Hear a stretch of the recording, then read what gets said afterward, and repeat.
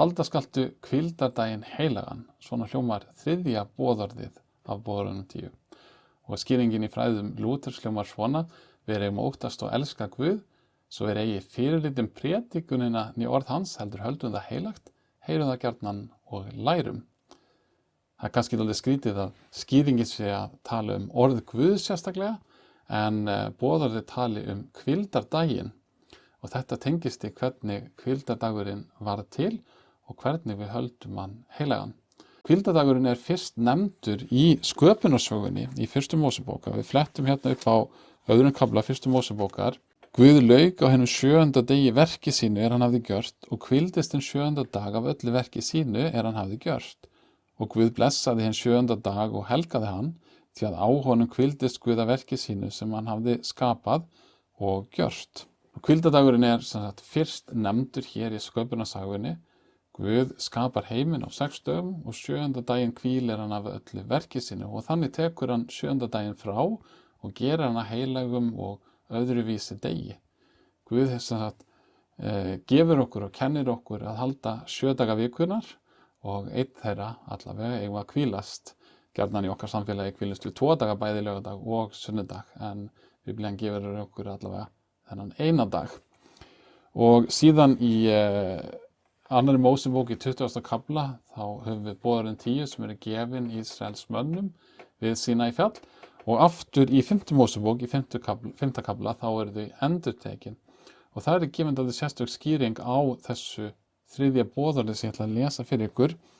Þetta er úr 5. Mósebók 5. kafla og frá 12. versi. Gættu þess að halda hvíldardaginn heilagan eins og Drottinn Guðinn hefur boðið þér. 6 daga skaltu erfiða og vinna allt þitt verk, en 7. dagurinn er hvíldardagur helgaður Drottni Guði þínum.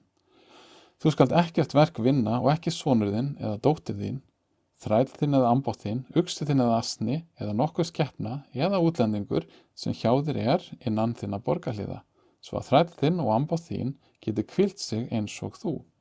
Hér er þetta útskýrt þannig að við þurfnumst hvíldar.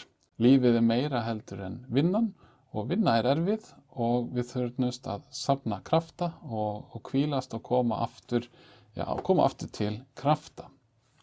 Og einmitt þess vegna segir líka Jesús í Markúsar guðspjalli, aftur í öðrum kafla, þá segir hann: hvíldardagurinn varð til mannsins vegna og eigi maðurinn vegna hvíldardagsins. Hvíldardagurinn er gefinn okkur vegna þess að við þurfum að hvílast og safna kröftum. En það er samt sem áður ekki allt. Það er meira í hvíldardaginum, það er ákveðin tákmynd í honum sem líka felst í því að við gerum ekkert. Heldur er það Guð sem vinnur fyrir okkur á honum. Og við getum lesið úr Kólósusbréfinu að lokum, úr öðrum kafla, aftur, við ætlum að lesa úr öðrum kafla. Enginn skyldi því dæma yður fyrir mat eða drykk eða það sem snertir hátíðir, túnkomur eða hvíldardaga. Þetta er aðeins skuggi þess sem koma átti. Hvíldardagurinn er svona skuggi einhvers, hann er táknmynd einhvers sem koma átti. Hugsum aðeins það hvað var þessum hvíldardagurinn var í upphafi. Guð hafði unnið allt sitt verk, allt sitt sköpunarverk og hvíldist að því loknu. Eins er það með Krist og hjálpræðisverk hans. Alla dymbilvikuna eða páskavikuna var Jesús í Jerúsalem. Hann hreinsaði musterið, hann át síðustu kvöldmáltíðina með lærisveinum sínum, síðan var hann tengir höndum og dæmdur til dauða, og þegar hann kominn á krossin, rétt áður en hann gaf upp öndina, segir hann: það er fullkomnað. Það er að segja, allt er nú tilbúið, allt hefur verið gert, og síðan gefur hann upp öndina.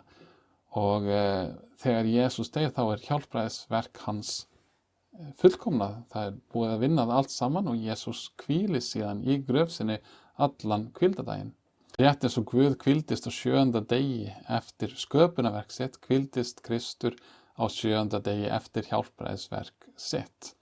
Og síðan á 8. degi eða 1. degi nýrrar vikur reis hann aftur upp frá dauðum, sigur stranglegur yfir dauðanum.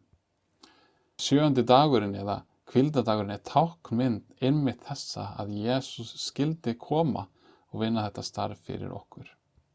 Við höldum hvíldardaginn heilagan með því að gera eins og Kristur hefur boðið okkur.